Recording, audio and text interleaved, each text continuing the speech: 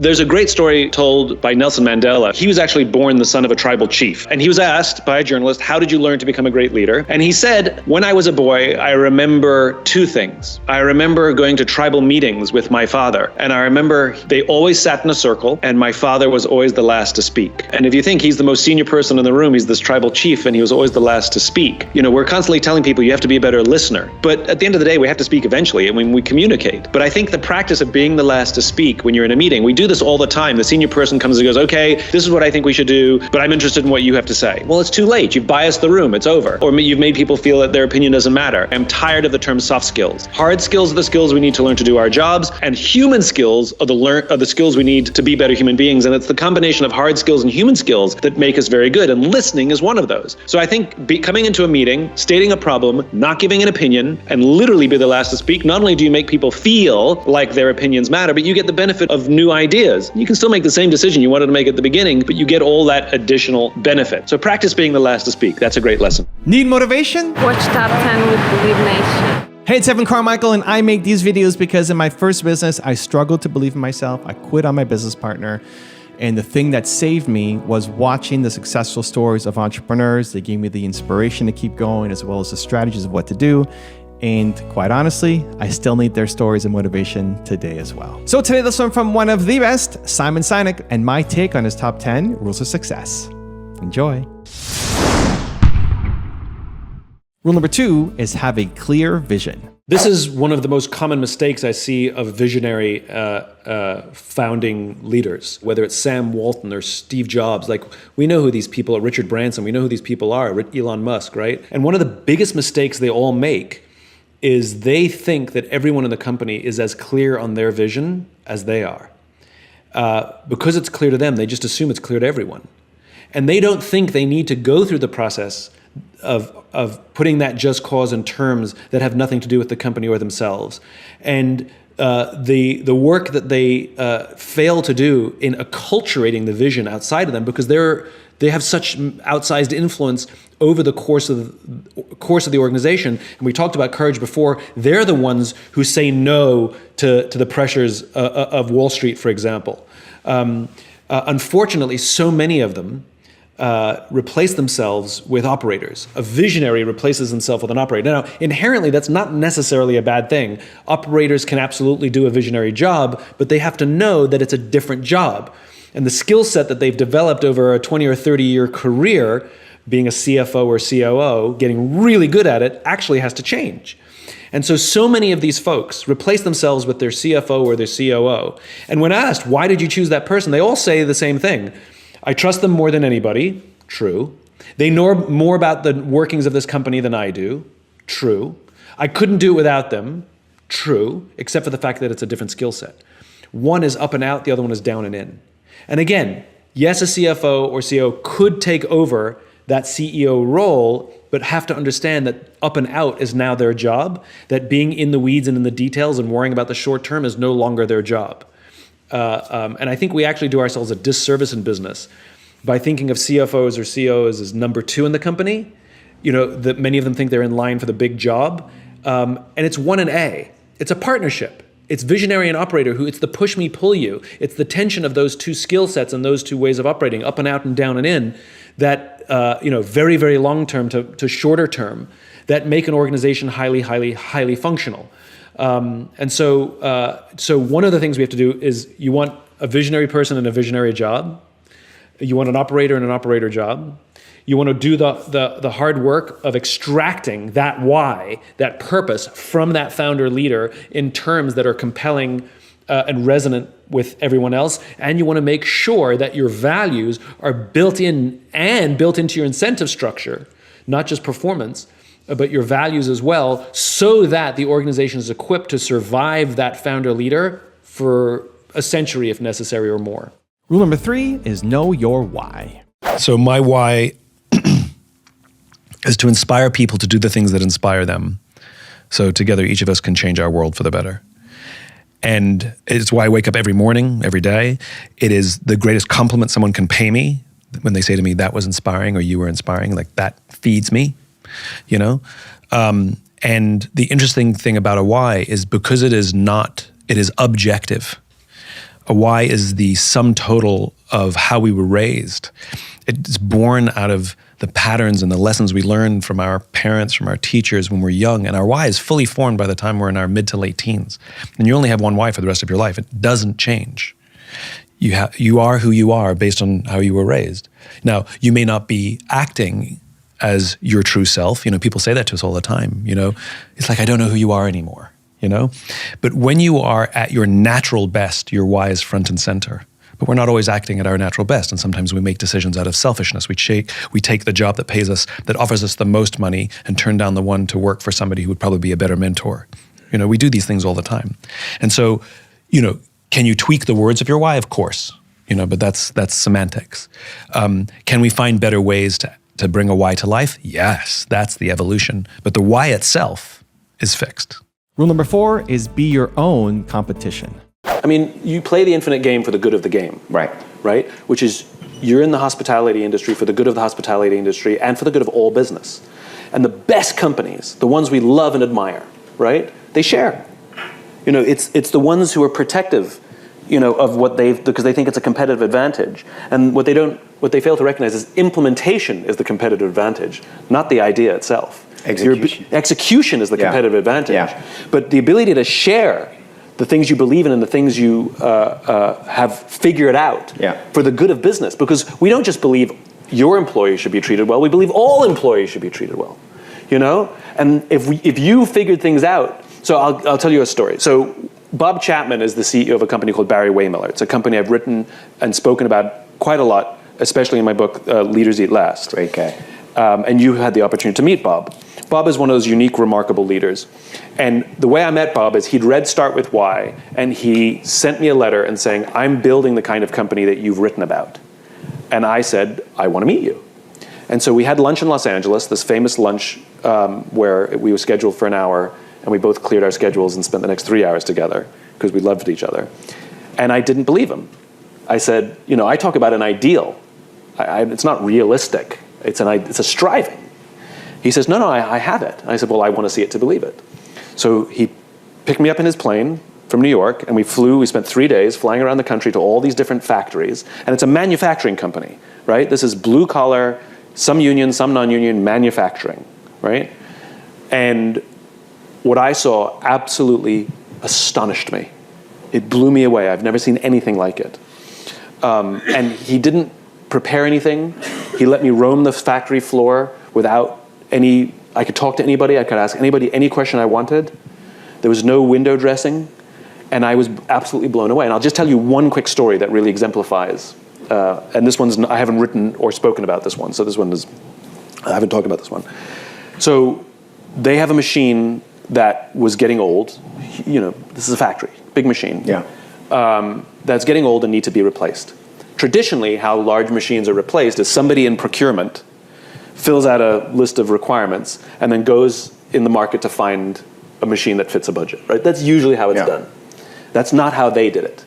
They went to the factory floor to the 2 guys who work on that machine, one who's pretty young, in his early 20s, one who's got more experience. Neither of them have college educations. I think one had a GED. And they said to them, you need to replace your machine. You have a budget of $750,000. Go. And these 2 guys travel around the country looking at and never came back. Exactly. They now live in Tahiti. They gave him a budget, not the money. Smart. They flew around the country. They looked at new and used machines, and the people selling the machines said they'd never seen anything like it. They'd never had anybody show up in overalls climbing in the machine. Usually it's a guy in a suit showing up with a clipboard. Right. They ended up spending $650,000, so they were really excited that they saved the company money, and that's their machine, right? That I can guarantee that machine will never break down, right? And the trust, and it makes perfect sense, but this is what one of the things that Bob says. Bob says is, we trust people who have college educations who work in a back office, and we don't trust people who don't have college educations. What about their education makes them trustworthy or untrustworthy? He says, I know some pretty dishonest MBAs, and that's one of the things that Bob did. But the point was, I went on this wonderful tour with Bob, And then we finally went back to their corporate headquarters in St. Louis, and the team that had sort of built this culture was sitting around a table, and they were all looking at me like this, going, "Isn't this amazing? Like, we built what you wrote about." And I sat there and I said, "I think you're the most selfish organization I've ever met in my entire life." And they all were sort of stunned that I would say that. I said, "Look, I think it's amazing what you've built. I think it's absolutely incredible.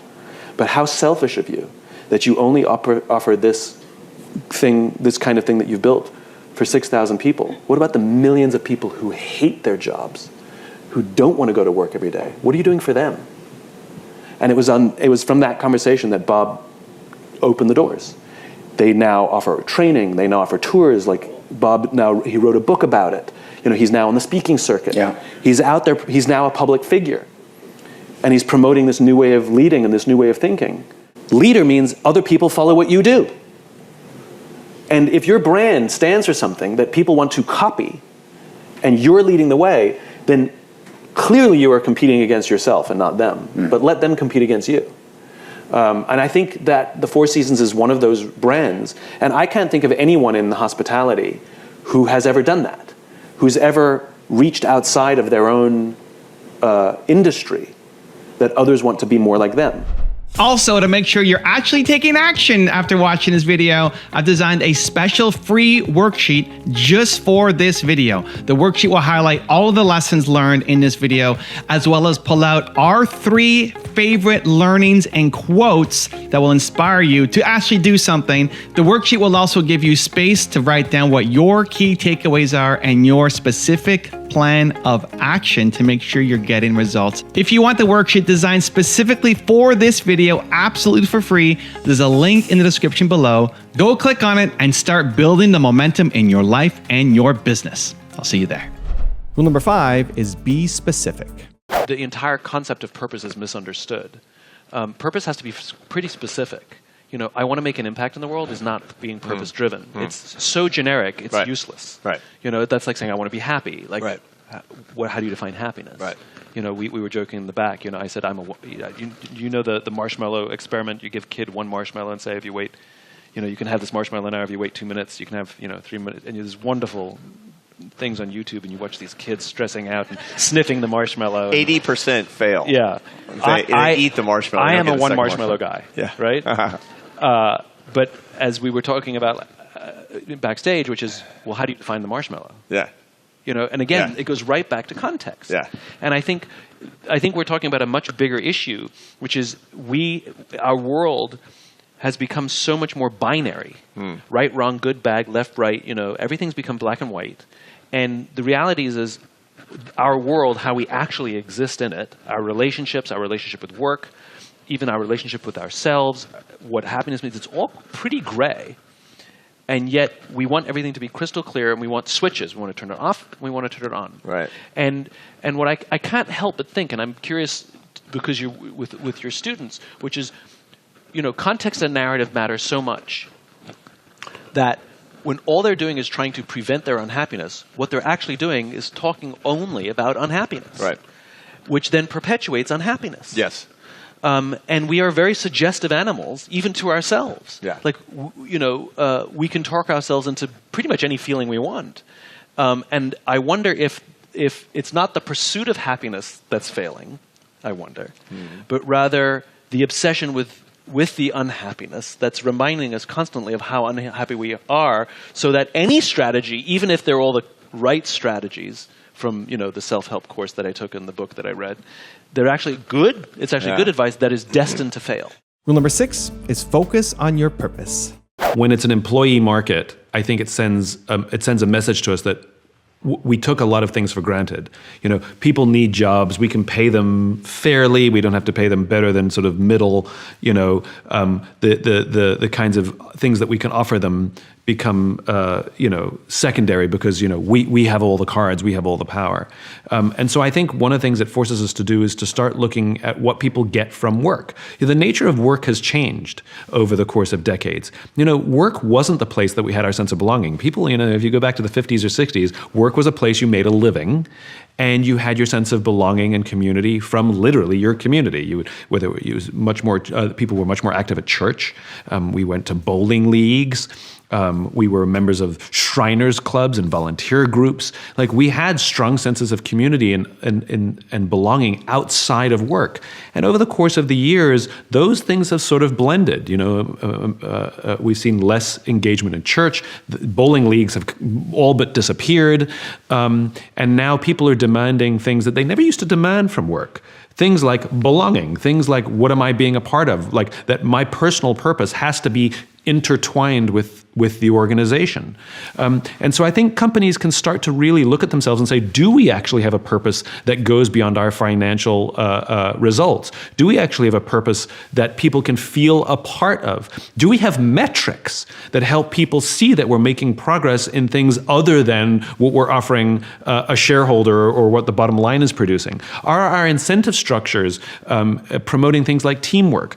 Is our training going to give you skills like how to communicate and how to listen that will benefit you, of course, at work, but you'll have a better relationship with your spouse and your kids because of what you're learning from your work? And when we're sitting down and talking to people and interviewing and advertising our jobs, are we saying, come work for this great job, lots of opportunity, upward mobility, get a great salary? Or are we saying, we want to make you a better version of yourself? And start looking at some of alternative things that people used to get outside of work that they want from work now. That are we actually building that into our work-life culture? And I say work-life culture as if they are one thing. So I think we can actually. It starts quite frankly by listening, which is call the people who have left and say, "Can you tell me not why you left? Can you tell me what you're leaving for? What are you pursuing?" And then everything they say, don't have an answer. Don't say, well, we already do that. Don't try and fix something. Just say, go on, tell me more.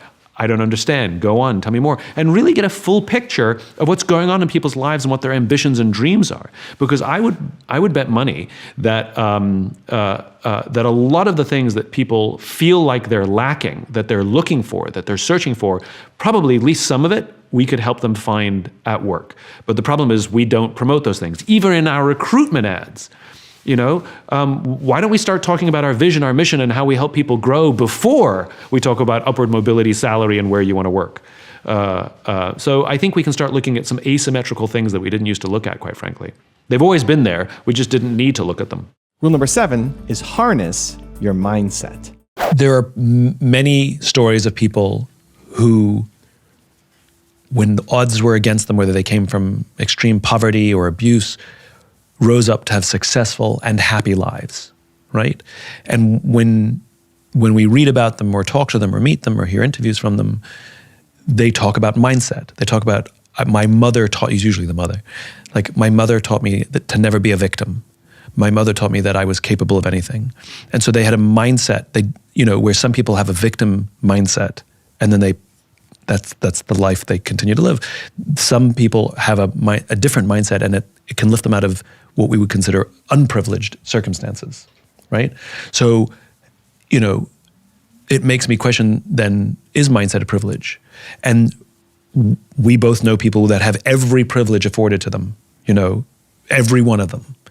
And yet, for whatever reason, their mindset is the wrong one and they can squander all of that opportunity, all of those advantages that they've been afforded, and make a mess. So I question whether mindset is a privilege. There are a lot of privileges in life. Mindset, I think, is one of the ones that is there for the taking. Rule number 8 is live in balance. My fear is that an over-coddled parent combined with excessive amounts of social media, combined with the addictive qualities of a phone, that there's a generation where too many people in that generation are not learning the skills to deal with stress. Right. And we see this with increasing rates of depression and anxiety, and in its worst case, suicide. Right, yeah, absolutely. Is there a balance that you see in which humans and technology can work together where it's sustainable and there's longevity to that and creates resilience? Of course, yeah. Of course. I mean, that's like saying, is there balance between alcohol and human beings? Right. Of course. Right. Of course. Excessive drinking, Yeah. not good. Not good. For any of your relationships or your own Sure, health. Well, excessive technology, not good for any of your relationships Right. or your health. Right. Of course there's balance. Yeah. And it's about being responsible. We know that other dopamine releasing things like gambling or smoking Right. or alcohol Right. that we have laws to help us, but we also know that there's a responsibility that comes with those things.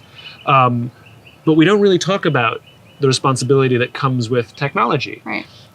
We've all felt it. You know, you're out with a friend and they're on their phone the whole time. It doesn't feel good. Right. You wake up in the morning and the person you live with, you know, checks their phone before they say good morning to you. It doesn't feel good.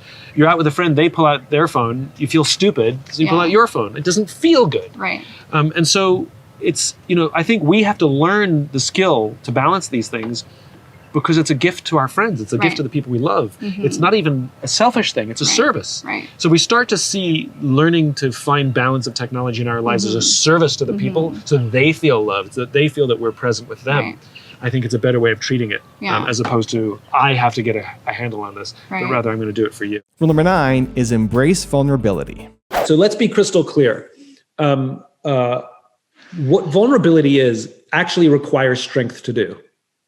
It requires unbelievable strength to come into a meeting and say, I'm struggling with this COVID thing. I'm not sleeping, and I fear that I'm not there for you guys. I'm not sure what to do. I mean, that requires unbelievable strength to be able to say that to someone. And so let us call it strength to be vulnerable, not weakness to be vulnerable. If we are receiving feedback that we're not being vulnerable, then maybe it's true. And maybe our team is what they're really saying is, please lead us, because we feel that you're not leading us. I mean, I think that's an indication. And if you don't know how to do it, ask for help. Call people up and say, I know I need to do this and I don't even know the first thing to do. And start small. You don't have to go crazy. And being vulnerable doesn't mean, like you're talking to your therapist in a meeting. It doesn't mean letting it all out. It doesn't mean broadcasting everything. What it means is being honest about the daily machinations. It's totally fine for a leader to say, I don't know what the future looks like. I have a vision. I think I know what it takes to get there, but I know I can't do it alone. I know it's going to take all of us. I think a very, very easy dipping your toe into vulnerability is COVID. To say, I've never gone through anything like this before. And there's a side of me that's kind of figuring it out as I go along, and I need your help and I need your patience. To dip your toe, it's an amazing opportunity COVID has offered, because nobody thinks you're weak saying, I don't know what's going to happen. They think you're being honest. So I think you need to start experimenting, and you need someone preferably in the company who you trust, who can give you guidance. In other words, to call them up afterwards and say, how did that go? You need spies to say, is that being well received? Was I okay? Yeah. And even to say out loud, I don't know how to do this. I'm not good at this. I used to think vulnerability was stupid and weak, and I'm learning that it's an expression of strength, and I'm going to experiment with it. Simply saying that is a step to being vulnerable. To simply say, I don't know how to be vulnerable to the team, but I want to try because I know it's important. That's where I would recommend starting. And rule number 10, the last one before some very special bonus clips, is be a good leader. If you have somebody in a leadership position who literally doesn't respect diversity and inclusion, the question is why are they in a leadership position? So it's a bit of a loaded question. Now, I understand the challenges. If you do things with intention, if there's an intention to go out and find something, you're more likely to find it. And I also think what companies with resources can do is build their own bench, which is go to universities.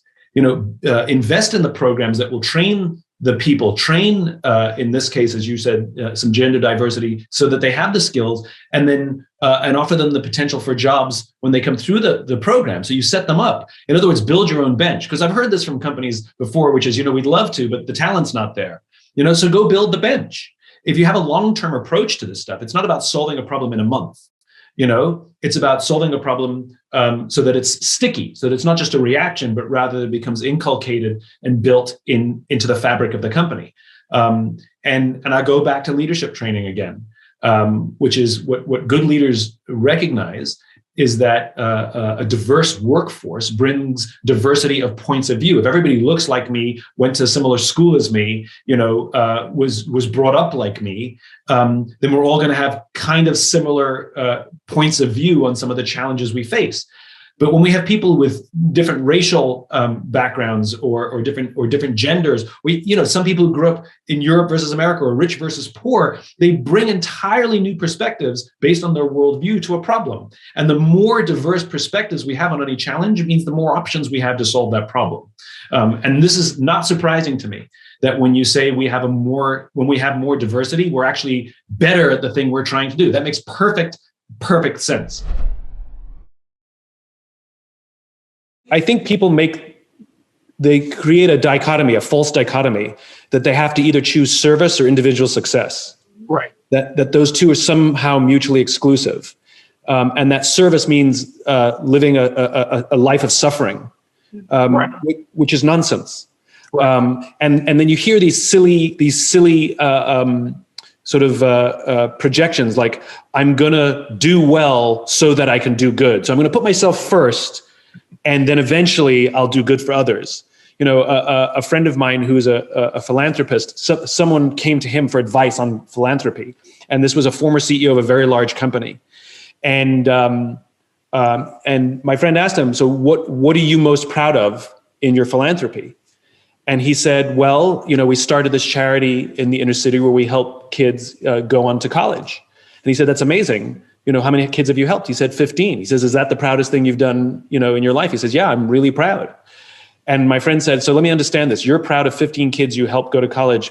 Meanwhile, you destroyed the lives of the 60,000 people who worked for you. That's what happens when you do well so that you can do good. You put yourself at the center of the equation, and then eventually you'll try and even the scale so you can feel good before you die. Right. And the reality is the opposite is true. Do good, and you can also do well. Right. But doing good should not be something that we save for our retirement. Doing good is something that we can do every day, and it's remarkably easy. I mean, what your neighbor did for you, just by looking out his window, was good. Saying hello, asking somebody, how are you? And actually caring about the answer, saying please and thank you. I mean, these are very, very little things that cost nothing, that make other people feel like you saw them, that they matter, that they exist. And that is all steps we take to doing good. And of course it can grow from there. It can scale from there. I sort of reject the concept of blunt honesty. You can be honest without being an ass. Do I look fat in these jeans? I like the other jeans better. That's an honest assessment without making somebody feel bad, for example. And we also have to get good at evaluating someone's personality. Some people are more sensitive than others. And so a good leader is able to adapt their style and how they offer information so that sometimes they have to be a little more polite to some and they can be a little more blunt with another because their personalities can take it.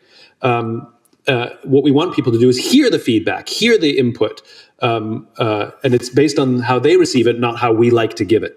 We have to be the adaptable ones as leaders. But he's absolutely right that good leadership starts with care. And I hear this all the time, unfortunately, which is, as a leader, I didn't get to choose my team, so why should I care about them, or why should I trust them? I didn't choose them. Well, you didn't get to choose your children. You love them. And this is one of the risks of leadership. Leaders have to take the risk to care. They have to take the risk to trust first. I've never in my life heard a great leader say, prove to me why I should trust you, to their team. It's the opposite. A leader takes the risk to trust, and it's the team who says, prove to us why we should trust you. That's the correct hierarchy. So yes, you do have to care. You want to see your people as human beings first. They are not the problem. They may have a problem, and inject a little empathy into the organization. This is what reflects care. So for example, I'll give you one example. So here's a pretty normal scenario. Somebody walks into an office and says, your numbers are down for the third quarter in a row. We've had this conversation before. If you don't pick up your numbers in the fourth quarter, I don't know what's going to happen. Empathy changes that. You walk into their office and you say, your numbers are down for the third quarter in a row. We've had this conversation before. Are you okay? What's going on? I'm worried about you. That's empathetic. That's the expression of care, that we recognize that someone may have a problem, but they are not the problem. They happen to have a coffee bar in the lobby of the Four Seasons in Vegas. And so one afternoon, I went and bought myself a cup of coffee, and the barista working that day was a kid named Noah. Noah was funny and charming and engaging, and I spent far too long buying a cup of coffee because I just so enjoyed talking to Noah. So as is my nature, I asked Noah, do you like your job? And without skipping a beat, Noah said, I love my job. Now, in my line of work, that's significant. Like is rational. I like the people, I like the work, I get paid well, I like my job. Love is emotional. It's a higher order connection, right? Like, do you love your wife? I like her a lot, right? It's clearly a different standard, right? Yeah. So when Noah said, I love my job, my ears perked up. This kid has an emotional connection to his work. So immediately I followed up and said, tell me specifically what the Four Seasons is doing that you would say to me you love your job. And again, without skipping a beat, Noah said, throughout the day, managers will walk past me and ask me how I'm doing, ask me if there's anything that I need to do my job better, not just my manager, any manager. And then he said, I also work at another hotel. And there the managers walk past us and catch us when we do something wrong. There the managers are always trying to drive performance and make sure we hit our numbers. He said, there I'd like to keep my head below the radar, get through the day and just collect my paycheck. Only at the Four Seasons do I feel I can be myself. Now, this is the exact same human being working at two different companies, and yet our experience of him will be profoundly different, not because of him, but because of the leadership environment in which he works. I get this question all the time. Simon, how do we get the most out of our people? People are not a towel that you wring them out to see how much you can get out of them. It's That's a good one, man. It's a flawed question. The question is, how do we create an environment in which our people can work at their natural best? And that is the art of leadership. It's creating an environment in which relationships can thrive, in which trust can thrive. And we all know what it feels like to be on a trusting team, right? It means that we feel psychologically safe enough to raise our hand and say, I made a mistake, or I need help, or I'm having trouble at home and it's affecting my work, or I'm scared, or I don't know what to do. Without any fear of humiliation or retribution, but rather to say these things with the absolute confidence that someone on our team will rush to support us. Unfortunately, we also all know what it feels like not to work on a trusting team, where admitting any of those things could hurt your chances of promotion, could hurt your chances of, you could be humiliated. And so when we work on teams where leadership is creating an environment where trust is at a premium, we force our people to come to work and lie, hide, and fake, where they're pretending that they've made no mistakes. They're lying, hiding, and faking. And eventually things will crack and things will eventually break. And when you talk about reinvention and you talk about innovation and you talk about challenging the status quo or whatever it is, necessarily there's risk, and necessarily there are mistakes, and necessarily there's stupid ideas. And you have to create an environment in which that's good. The alternative is everybody playing it safe, which is not the way that leads to vast or significant improvement. A finite game is known players, fixed rules, and an agreed upon objective. Football, baseball. There's always a beginning, middle, and an end, and if there's a winner, necessarily there have to be losers. Then you have infinite games. Infinite games are defined as known and unknown players, which means new players can join any time, and you don't necessarily know who all the other players are. The rules are changeable, which means every player can play however they want, and the objective is to perpetuate the game, to stay in the game as long as possible. Companies come and go, and yet the game continues with you or without you, and there's no such thing as winning. Nobody wins business. It doesn't exist. But if you listen to the language of too many leaders, it becomes abundantly clear they don't always know the game they're playing in. They talk about being number one, or being the best, or being beating their competition. Based on what? And I love it when executives come to me and say, we are number one. And I always say, for now. The idea of building a company that can survive every single employee in this room after you've long gone, and that company remains true to its purpose, is a very, very powerful thing. The Walt Disney Company, the purpose that Disney founded, and they've gone through, trials and tribulations for sure. For the most part, when they are at their natural best, they harken back to their founding purpose. And I love that. You ask me, is it essential? It depends on what kind of company you want to run. If you want a company that can continue to innovate and set the course for what business should look like, define what innovation looks like in your industry, then build that company. But if you want to build a company that just sucks the life out of people who work there, and it does damage to the communities in which we work, all in the name of short-term gains, you can build that company too. It'll come at a much steeper cost in terms of love, loyalty, et cetera, et cetera. So, to me, art is like a gift. If you have capacity, if you have talent, if you have grit and hard work and you want to produce, gifts are supposed to be given. So what's the point of giving a gift if no one gets it, right? What's the point of producing a symphony if no one gets to hear it? So I think reception is important to give the art point, meaning as opposed to pointless. Otherwise you're just decorating your home. Now, we could have a debate whether I'm receiving it myself, right? So we could definitely debate that. But I think, and maybe this is just the romantic in me, it has to be enjoyed. And maybe one person is fine. Maybe if you hang it in your own home and it's just for you, that's fine too. But I think art has to be enjoyed. Otherwise, what's the point? Otherwise, it's just therapy. I'm just painting for therapy, and we all do things like that. Art has to have another human being involved. To me, art is about a relationship, right? You can't call yourself a romantic or somebody who chooses to love another if nobody ever feels your love. I think art is it's a type of language, right? I know people who are the world's worst communicators when it comes to their emotions when you have a conversation with them. I've dated some of them. But given the opportunity to write, it's magical. And the feelings pour out on the page in an eloquence like I've never seen. And as everyone here knows, great art in some way, shape, or form is always personal or semi-autobiographical, right? It's too hard to write pure fiction. We put ourselves in it because it gives it a sense of reality, and it's what makes us passionate for the subject that we're tackling. I know dancers who, you meet them and they're like this, but as soon as they start dancing, you realize it's all there. So art is language, and if no one hears you, if a tree falls in the woods, if no one hears what you're saying, is it worth saying anything? They're just thoughts. So what's the point of writing a play that never gets shown? It's just a thought, It's just an intention. So yeah, no, I think it must be shared. It's one of the ways in which people communicate. Having a sense of purpose, cause, or belief for our work is what gives our work and, frankly, our lives meaning. When we die, nobody wants the last balance in their checking account written on their tombstone. Nobody wants the last title on their last business card on their tombstone. That's not how we want to be remembered. We want to be remembered for the kind of person we were in the lives of others, devoted mother, loving father, these kinds of things. And we want to know that our work had an impact in something bigger than ourselves. It's a very normal human thing.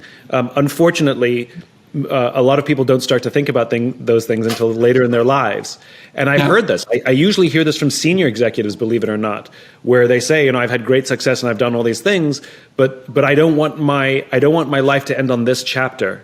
I would feel like I've done something wrong, and they want to make sure that they do something powerful and impactful in the lives of others, that's how they want to close the book on their lives. What I love about this young generation is they're starting to think about those kinds of things now. It's not unique to a young generation. Everybody wants their work to matter and have meaning. I think our young generation is just more vocal about it, which is wonderful. Let's reinforce that point, because I think it's an important one, that fulfillment is a right and not a privilege. And when we go out with our friends for dinner, well, when we used to be able to do that, you sit around and somebody says, I love my job, and everybody goes, oh my God, you're so lucky, like they won something. That statement should be the norm, not the exception. We should all get to go to dinner and say, I love my job. And it's the one person who says, I don't, that we can intervene. So yeah, I believe it is a right, and we have a responsibility ourselves to find a place where we want to work with the people that we would work with, rather than just taking the biggest salary. That we have a responsibility to take care of the people around us, and we have a responsibility to speak up and ask our leaders to work with us and create a place where people want to come to work, where there's a safe space for us to take care of each other and feel taken care of. So there's mutual responsibility all around.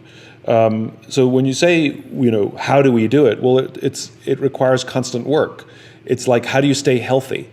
Well, I can give you a whole list of things you have to do. You have to eat right. You have to nurse your personal relationships. You have to get enough sleep. You have to exercise. You have to meditate. You have to be mindful. There's like 30 things. And you can't do all those things well all the time. It's a striving. And when one's doing well, sometimes one thing falls off. It's a striving, and it's the same. The pursuit of fulfillment is a striving. I think it's, this is why I make the distinction between fulfillment and happiness.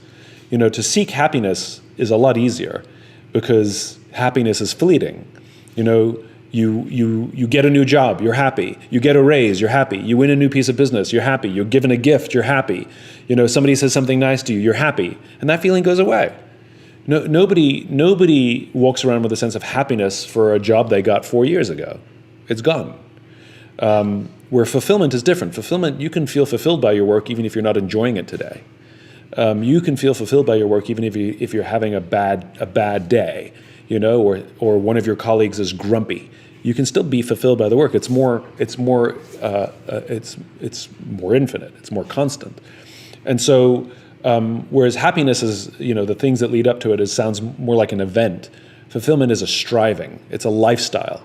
And you do all these things, like having a just cause, like building trusting teams, and working to be the leader you wish you had.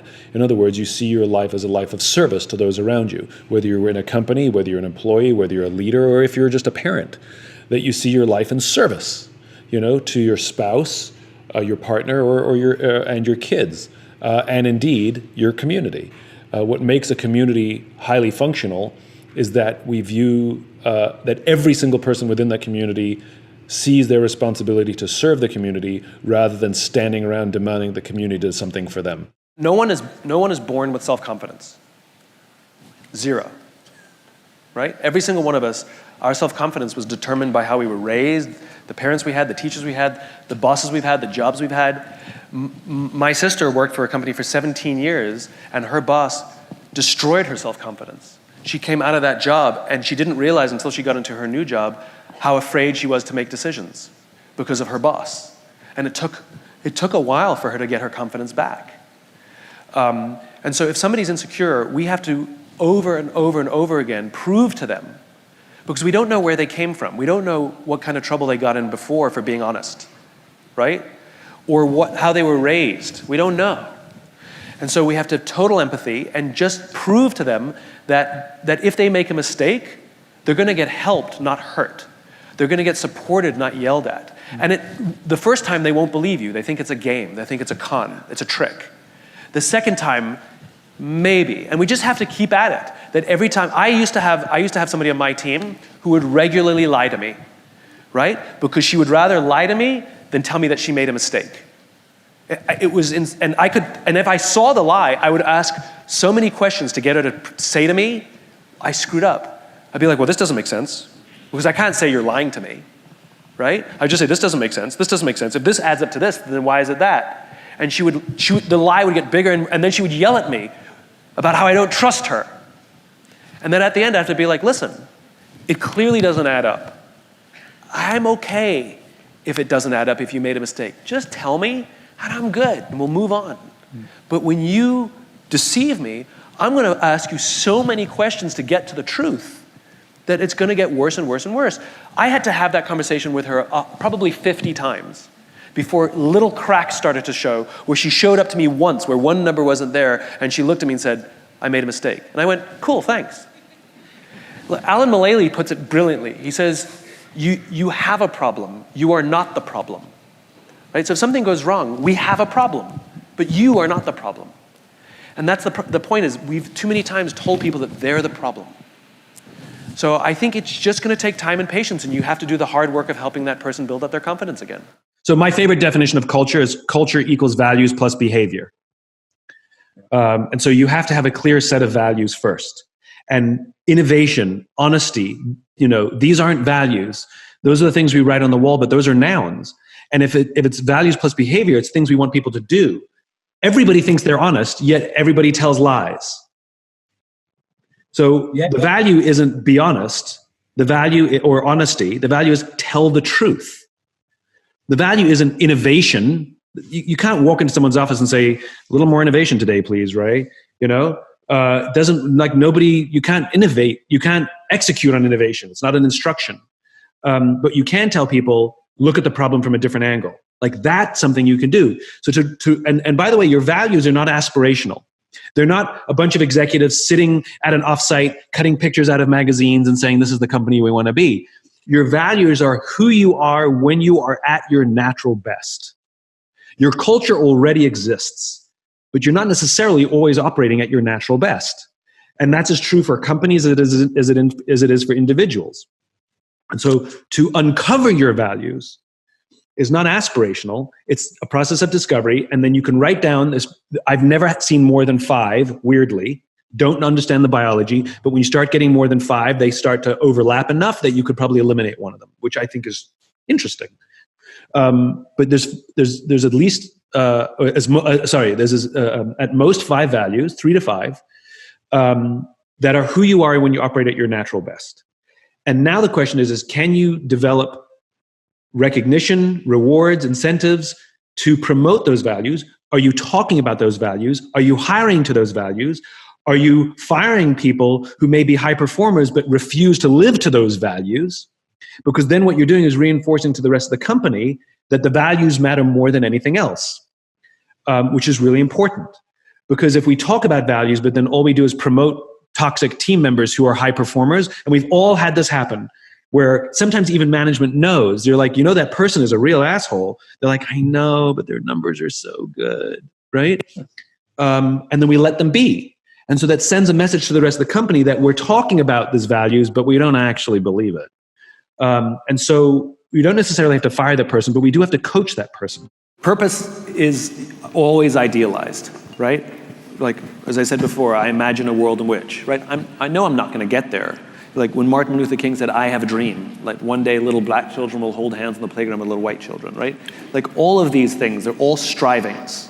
And the milestones that we pass make us feel like we're making progress. And that's why metrics are really important and milestones are really important. And the most important thing is context. There's nothing wrong with quarterly numbers or annual numbers. The only question I would ask is, to what end? To what end? Like, I was talking to a young entrepreneur last night, and she's looking for investment. And one of her potential investors said, how long is it going to take you to hit $100 million revenues? And I said, don't take that person's investment. Show me one article, one. I just need one. Show me one article in HBR, one study, I don't care, that demonstrates that hypergrowth or high-speed growth is good for the company on any level. The answer is there are none. The pressure comes from that person trying to achieve their financial goals. So they put pressure on you to make your short-term goals, right? And so there's nothing wrong with goals as long as we understand the context and the purpose of that goal, right? I like to think of money like fuel, right? And a car is the company, and the purpose is the destination, right? And if money is fuel, it makes the car go. You absolutely have to have money to make the company go. There is no dreaming big if you have no fuel. You can have the most beautiful car in the world, and yet if you got no fuel, it's pointless. But we don't own a car to buy fuel, right? We don't have companies simply for the money, right? It's the destination. You want to be able to go somewhere. And the passengers are the employees, and they're excited, not about the fuel in the car. How much fuel do we have? No one gets excited by that. We get excited where we're going. We're going to Alaska. Are we near? And that's the analogy. And when there's a roadblock, if you're only driven by the metrics, then the way we think about money, the way we think about corporate goals is the same way we think about our goal is to drive 200 miles a day. Our goal is to make X amount of money, right? That's how we think about it. Well, what happens if you drive 150 miles? Is that a problem? What happens if there's a roadblock? Do you know what to do? You start freaking out and panicking because you're going to miss your numbers. Where purpose-driven companies that know their destinations in the idealized state, they take detours. And to the outside world, it looks like you're going sideways or slowly, but you know you're just going around.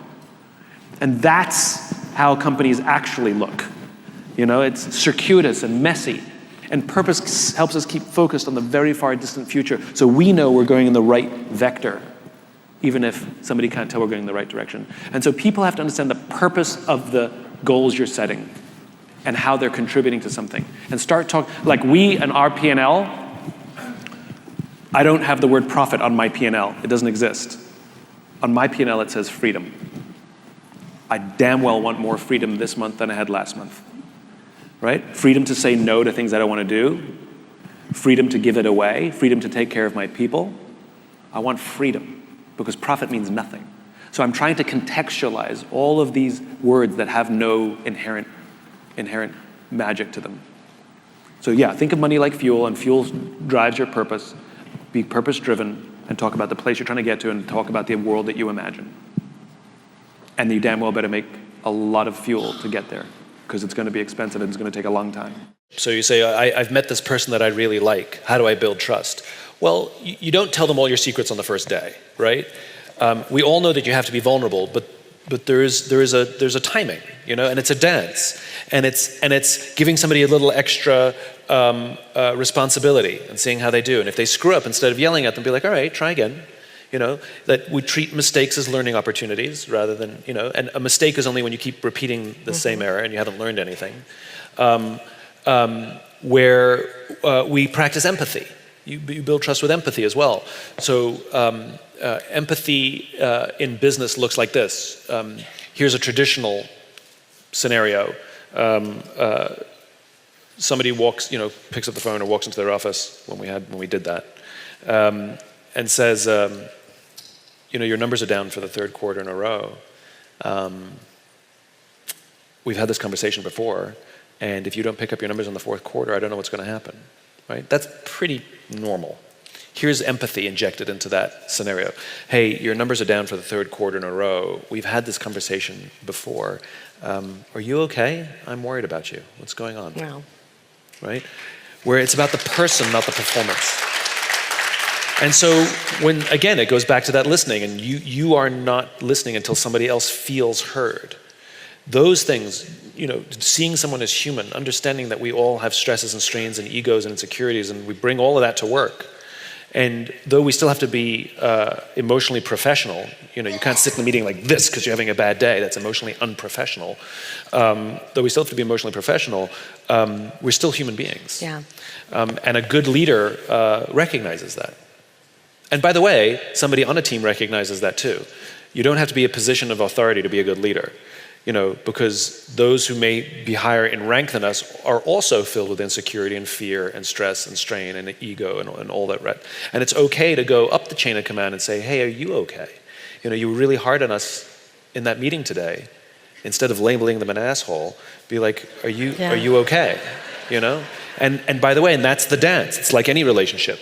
You know, it's not expected for one person in an interpersonal relationship to do all the listening. It's a dance, and it goes backwards and forwards. And you know, you meet empathy with empathy, and you meet listening with listening. I think courage is external, right? The reason someone has courage to jump out of an airplane is because there's a parachute on their back. It's the external thing. A world-famous trapeze artist would never try a brand new death-defying act for the first time without a net. It's the net that gives them the courage.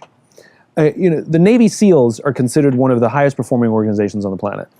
And a former SEAL was asked, what kind of person makes it into the SEALs? And he said, I can't tell you the kind of person that makes it in, but I can tell you the kind of person that doesn't make it in. He said the star college athletes who have never really been tested to the core of their being, none of them make it in. He said the preening leaders who like to delegate everything, none of them make it in. He says the guys who show up with hulking muscles covered in tattoos because they want to show you how tough they are, none of them make it in. He said some of the guys who make it in are skinny and scrawny. He said some of the guys who make it in, you see them shivering out of fear. He said, but every single one of the guys who makes it in when they're emotionally exhausted, when they're physically exhausted, when they have absolutely nothing left to give, somehow, some way, they're able to dig down deep inside themselves to find the energy to help the guy next to them. In other words, the reason these organizations and these people have the courage to do remarkable things is not because of their internal strength. It's because they have the absolute confidence that there is someone to the left of them and someone to the right of them that cares about them. And they all know that. And it's the quality of the relationships that we maintain, professionally and personally, that give us the courage to do difficult things.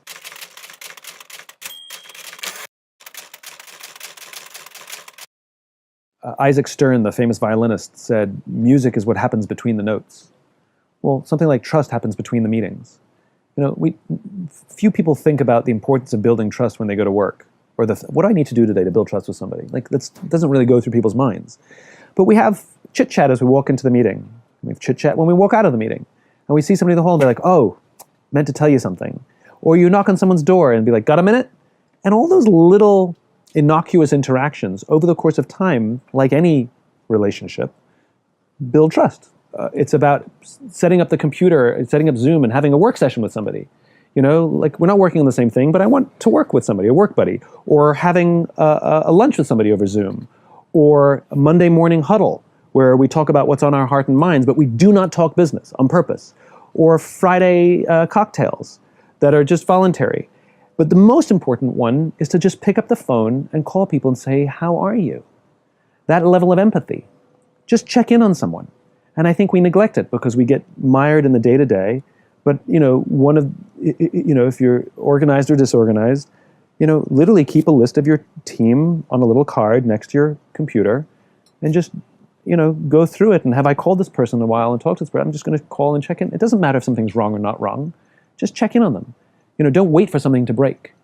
And let people know that that there's connection and there's a way to reach out and say, I need help. Because and the most important thing is for leaders to be honest and open about their need to ask for help. And that'll work. What if our why scares us? And we fear that people won't see it? Do we abandon it or do we just go for it? Okay, so there's two thoughts there that are worth unpacking. Okay, if other people don't see it, okay, let's deal with that first, because I think that's a little simpler. If other people don't see it, then the question is, are we showing it, right? And so many of us, all of us, especially at various times, we're all lying, hiding, and faking at various points, right? Somebody asks a question, that makes us uncomfortable in a public forum. Sometimes we agree to something. We say yes, even though it's not true, because we just don't want to embarrass ourselves. We're very often inauthentic. Plus, we live in an Instagram, Facebook, TikTokable world. We're all presenting ourselves and curating ourselves as how we want to be. So we're really good at showing people the kind of person we want to be. It's kind of ironic as well, if you think about relationships. We present ourselves as our best selves, but it's only really when our vulnerabilities and insecurities are revealed can love exist. That's that magical authenticity. So I would argue that if the world doesn't see who you are there ways that you can share it with the world in a way that is inspiring to them and authentic to you?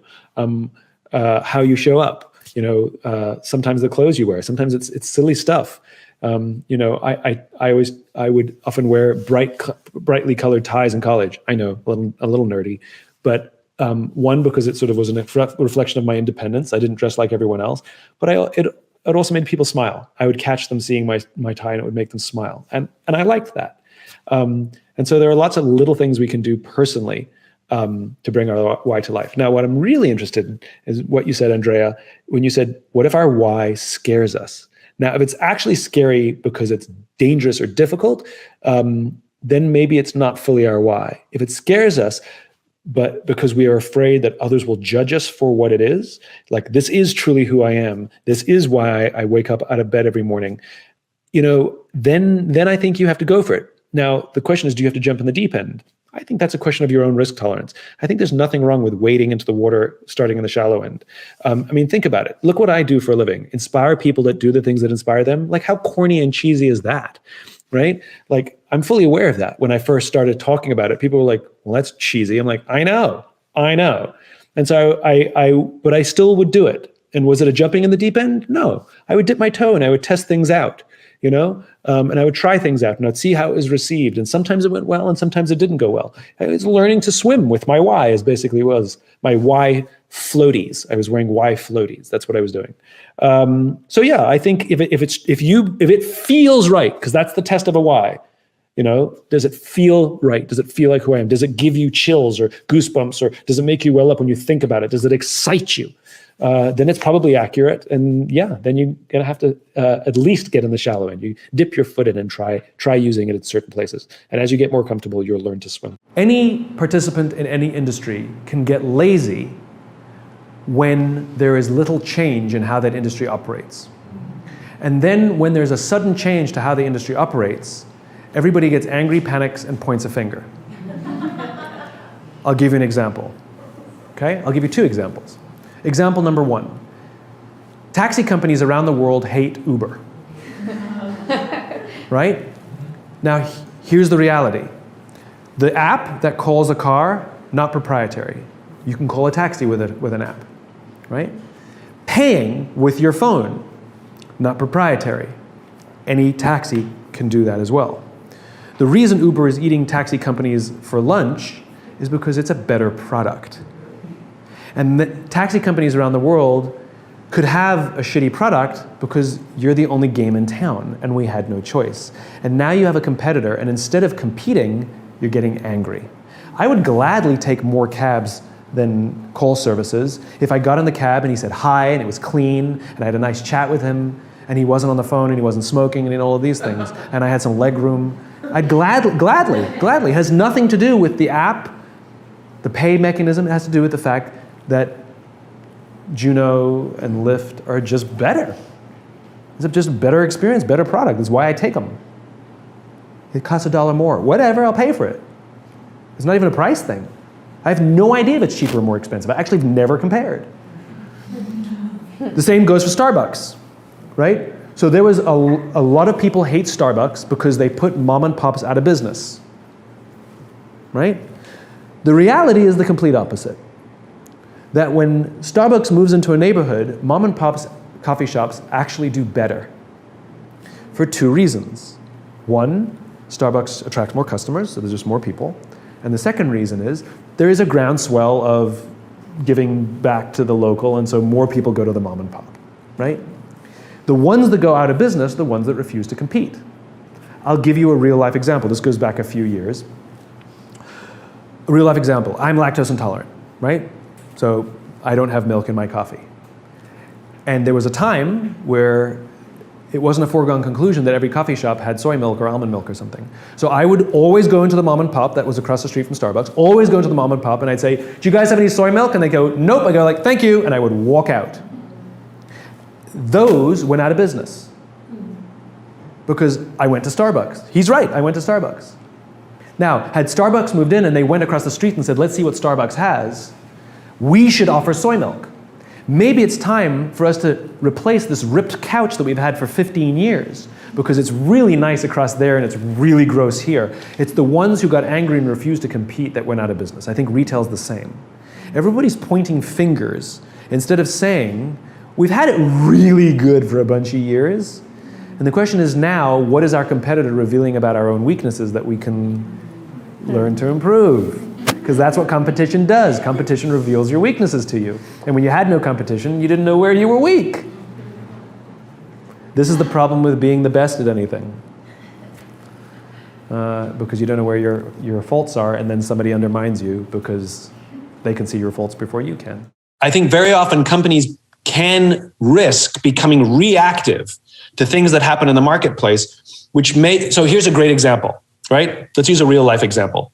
BlackBerry was a really fantastic company who built a really fantastic product with a really clear sense of vision, which is we make strong, secure, extremely reliable products. And if you remember, if you ever had a BlackBerry, you could throw the thing across the room, drop it on the street, and it just didn't break. It just kept working. It was the most reliable product on the marketplace. You could type on the full QWERTY keyboard without even looking down. You could send a whole email, and governments and big businesses loved it because it was really secure and really reliable. Then the iPhone showed up. And the iPhone was the new shiny object. And BlackBerry, instead of sticking to their core and their beliefs, became distracted by the shiny popularity of the iPhone, which is a completely different animal serving a completely different audience. And they started trying to copy iPhone. So they started putting apps on their BlackBerries, which what did it do? Made it slow and sluggish. Then they started coming out with flat screens. You're not going to make a better iPhone than an iPhone. And they basically destroyed their company because they completely went off the reservation and abandoned their fantastic cause. There could be two marketplaces where you have the shiny object of the iPhone that we use in our personal lives, and our companies prefer that we use a BlackBerry because it's reliable, it's safe, and it's really, really strong. And we could have had two dominant players for two dominant reasons, like a PC and a Mac. Two dominant players for two dominant reasons, for two different reasons. But they didn't. They got distracted. And I can imagine that their business people were saying, business is moving at light speed. We have to react.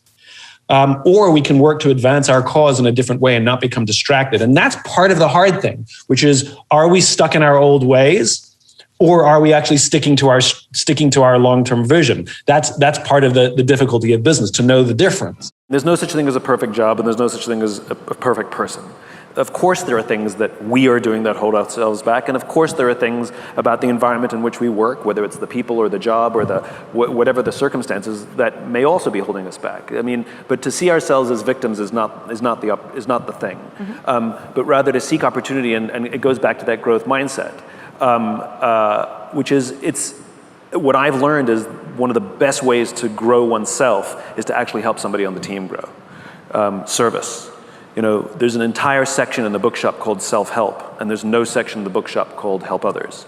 And I think what we've done is we've over-indexed on the whole rugged individualism sort of self-helpy thing. How can I be successful? How can I grow my business? How can I lose weight? How can I find love? And yet we forget, how can I help somebody else grow their business? How can I help somebody else find success? How can I help somebody else lose weight and find love, etc.?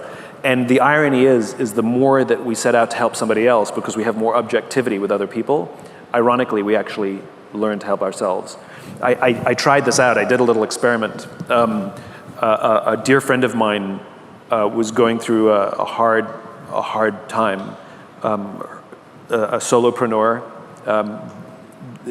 Work wasn't going well. Her marriage was shaky, and she was in a bad place. And so she knows what I do for a living, so she called me up and says, would you spend some time with me? I said, of course. So every single week, religiously, we spent about 90 minutes together. And she'd come over and we would talk, and I would offer her some perspective and some ideas, and she'd feel great for like a day or two, and then she'd go back. And then we'd get together the next week, and she'd feel great for a couple of days, and then go back. And this repeating pattern went on for quite a while. And then I remembered my own work, which is the idea of service, and had a little idea, which is to switch it around. And I called her up and said, look, I would like some coaching too. And it was genuine. I said, you know me better than anybody else. I trust you completely. When we get together for one of our sessions, can I use up some of the time? Can I tell you what I'm going through? And what ended up happening is we spent all 90 minutes talking about my stuff. And this went week after week after week, where she was just the advice giver. And strange things started to happen. She started to get more stability in her work, more stability in her marriage. Her confidence went up. And it was because she was helping me that she was gaining all the insights and perspective, because it wasn't personalized. It's like sales training, and anybody who's ever gone through sales training, you know this, which is you always do it with three people. The person who plays the role of the salesperson, the person who plays the role of the person you're selling to, the buyer, and an observer. And it's the observer that does the learning, not the people playing the roles. Well, in this case, you got to see herself not be so close to it. It gave her objectivity. So I'm a great believer in, if you have a problem to solve at work, try and help somebody else solve that same problem.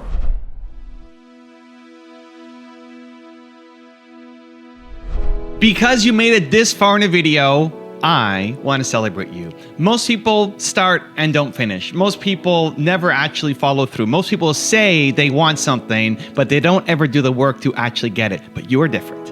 you are special. Believe Nation, you made it here all the way to the end, and I love you. So as a special celebration, if you put a hashtag Believe down in the comments below on this video, I will showcase you and celebrate you somewhere on the screen in a future video because you are awesome. For 10 more amazing rules from Tom Bilyeu, check the video right there next to me. I think you'll love it.